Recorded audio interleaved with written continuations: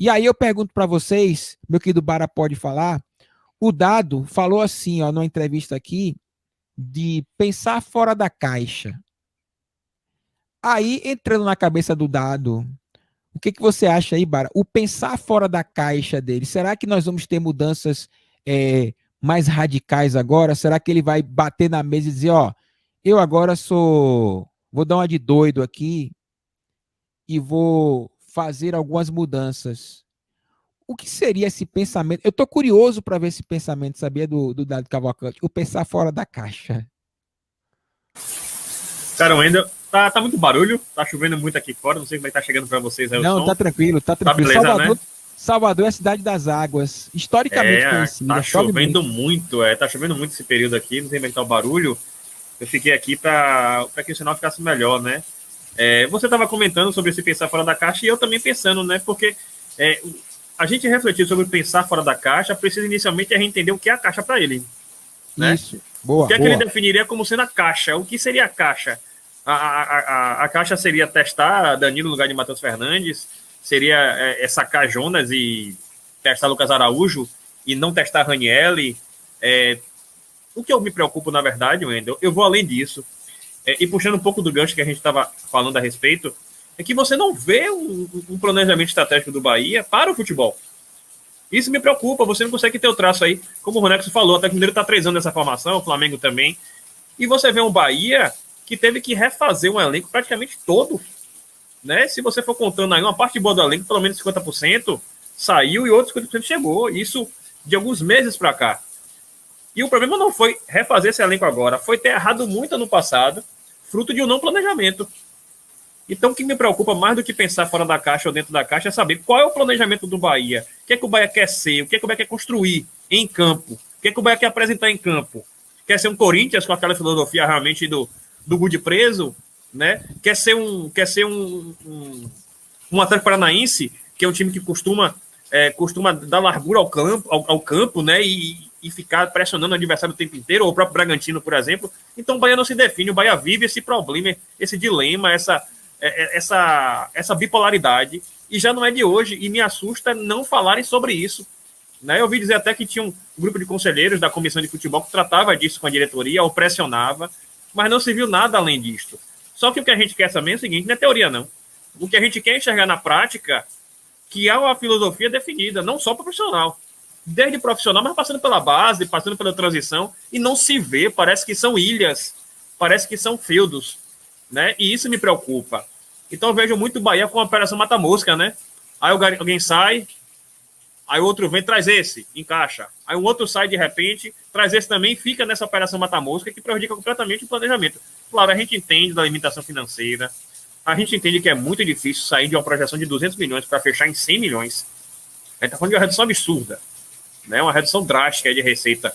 Mas é possível você fazer um bom time, como o Roneco estava falando mais cedo, peneirando melhor perfil de atleta. Né? Não estou falando de qualidade técnica, mas eu entendo muito mais com uma questão de filosofia de trabalho, de perfil. E eu não vejo esse planejamento. E aí se eu acompanho muito o futebol cearense, Ceará e Fortaleza, eu, por exemplo, não entendi até hoje Ederson ter parado no Fortaleza. Porque ele tinha um pré-contrato assinado com o Bahia. Eu, inclusive, estava até apurando, né? Não obtive maiores informações sobre isso, não, para saber se houve alguma rusga aí em relação, porque assim, o que foi dito é que ele teria se valido do Bahia para conseguir a liberação do Cruzeiro, e depois deu o bypass do Bahia, levando a pedida, e o Corinthians pegou, aceitou a pedida dele, ele foi para lá. E aí no Corinthians não foi bem, foi prestado para Fortaleza. Se houve o rusga ou não houve, eu não tive essa informação concretamente falando até hoje.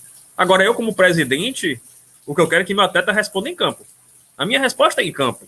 Então, se oportunizasse a vinda de atleta como esse, não estou dizendo que ele seria um milagre, né, o salvador da pátria, mas era um perfil para mim que já se encaixaria. Porque é um atleta que a gente não tem há muito tempo, esse perfil de atleta aí. Né, o Bahia tem tido dificuldade de encontrar essa peça dessa transição ofensiva-defensiva aí, e tem essa oportunidade de um cara que já tinha assinado e depois vai parar no rival nordestino, ou com o irmão nordestino.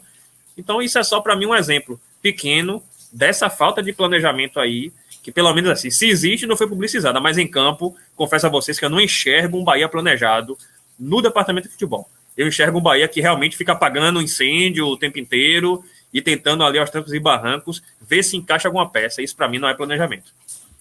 Boa, boa. Forte abraço para a galera de Alagoinhas aí, um amigo nosso pediu um abraço para Alagoinhas, um forte abraço para Alagodé. Meu querido Ronexon, quiser comentar jogador na sequência, Matheus, esse esquadrão fora da caixa aí, o que seria?